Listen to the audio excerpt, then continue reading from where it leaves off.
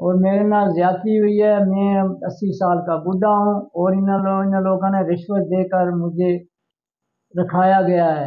جی اصلی مجرم جڑے انہوں نے پیسے دے کر ان کو باہر کر دیا ہے.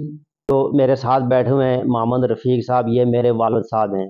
ان کو جس کیس میں نامزد کیا گیا ہے، جس کیس میں پھنسایا گیا ہے، آیا یہ 80 سال کے بزرگ ہیں؟ آیا یہ اس کام کے قابل ہیں؟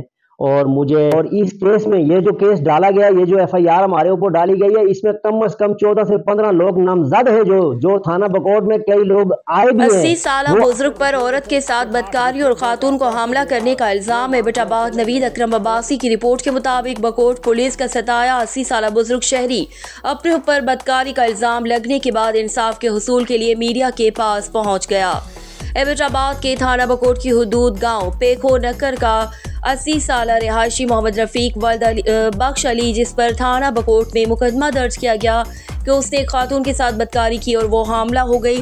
اس مقدمے میں ایک شخص کو جیل بھیج دیا گیا، جبکہ 80 سالہ محمد رفیق عبوری ضمانت پر ہے. ایبٹ آباد پریس کلب میں محمد رفیق اور اس کے بیٹے محمد فرید محمد نذیر نے میڈیا سے گفتگو کرتے ہوئے کہا کہ تھانہ بکوٹ کے پیکھو نکر میں منشیات فروشوں، ٹمبر سمگلروں، چوروں اور جرائم پیشہ لوگوں کی آماجگاہ ہے، جس کی سرپرستی کچھ لوگ کر رہے ہیں. اور محمد فرید نے کہا کہ بلدیاتی الیکشن میں حصہ لیا تھا، جس کی سزا اس ناجائز مقدمے میں میرے 80 سالہ بوڑھے والد، جن کی ادویات پوری کرنا بھی میرے بس میں نہیں اور جو میڈیکلی انفٹ ہیں، ان کو اس مقدمے میں پھنسا کر میرے پورے خاندان کو سزا دی جا رہی ہے اور مجھ سمیت پورے خاندان کو خطرہ ہے کہ ہمیں جان سے مار دیا جائے گا.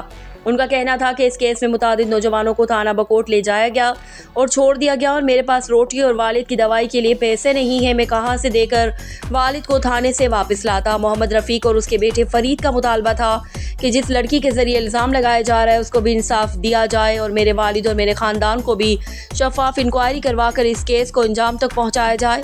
آئی G Khyber Pakhtunkhwa, D I G Hazara, D P O Abbottabad اس کیس کی نگرانی کریں اور شفاف انکوائری کریں اور تھانہ بکوٹ کے اندر ہونے والے جھوٹے مقدمات اور جرائم پیشہ افراد کے ذریعے شرفا کو مقدمات میں پھنسانے والوں کو سخت سزا دی جائے.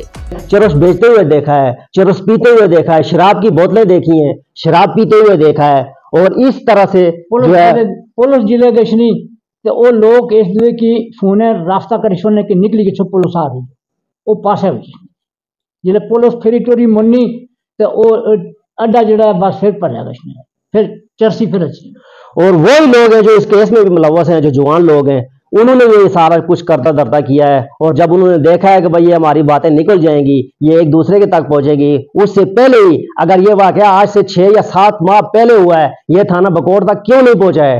جو لوگ آج بتا رہے ہیں وہ اس وقت کیوں نہیں آئے تھانہ بکوٹ میں کہ بھائی ہمارے علاقے میں یہ زیادتی ہوئی ہے، یہ اس آدمی نے یہ زیادتی کی ہے، ہمارے ساتھ کیوں نہیں بات کی گئی کہ بھائی اپنے والد صاحب نے، آپ کے والد صاحب نے کتنا دور ہے آپ کے گھر سے؟ جو ہمارے گھر سے کم از کم 7 سے 8 کلومیٹر کا فاصلہ ہے.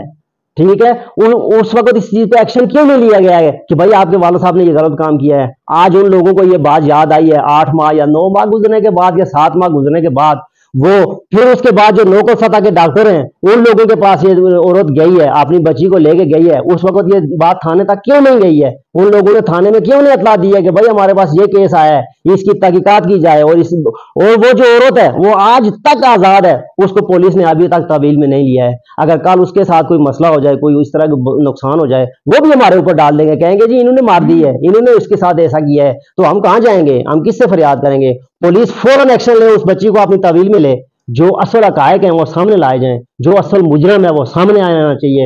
اور ہمارے ساتھ اتنی زیادتی ہے، ہم کہاں فریاد کریں؟ کس کے آگے فریاد کریں؟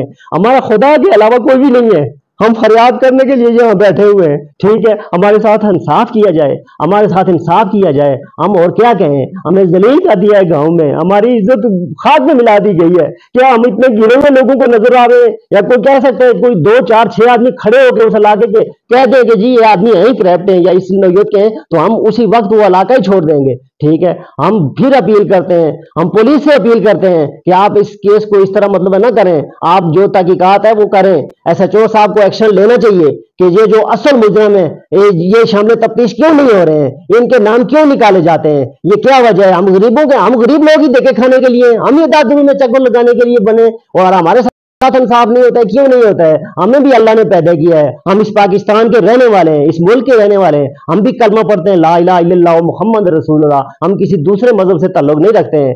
लिहाजा हम इतने जलील हो गए हैं कि हमें वो इलाका छोड़ने पर मजबूर कर दिया गया है। हम कहाँ जाएं अपने बीवी बच्चों को लेकर? हम किसके आगे फरियाद करें? हमारा कोई है? अल्लाह के अलावा हमारा कोई नहीं है। हम फरियाद लेकर यहाँ आए, इसका इंसाफ होना चाहिए। अगर मेरे वाले साहब इस केस में मुजरिम पाए गए, इनको सजा होनी चाहिए। हम उसकी भी ये बात नहीं करते कि ये इनको छोड़ दिया जाए, ये नहीं, लेकिन कम से कम जो इंसाफ का तकाजा है वो तो पूरा किया जाए ना। ये बेबुनियाद हमें घसीटा जा रहा है, इससे तो हमें छुड़ाया जाए, हमारी जान छोड़ी जाए। हमें अगर मुजरिम है तो सजा दें, मुझे दें, मेरे वाले साहब को ना दें। मैं उनका जवान बेटा हूँ। हमें तो आज देखकर इनको रोना पड़ जाता है कि इतनी इतनी दाढ़ी 80 साल की है और इसको लेके पुलिस कभी हथकड़ियां लगा रही है, कभी इधर घसीटा जा रहा है, और हमारी औरतों को उठाने तक धमकी दी गई है। ये नहीं कि मैं किसी के कहने पे कह रहा हूं, मैं खुद कह रहा हूं, मुझे पता है सारा। और मुझे इस वक्त मेरी जान को 90% खतरा है। कहते हैं कि वालिद साहब से हट जाओ, नहीं, जो अशर उनका किया है वही हम आपका करेंगे, वही आपके बीवी बच्चों का करेंगे।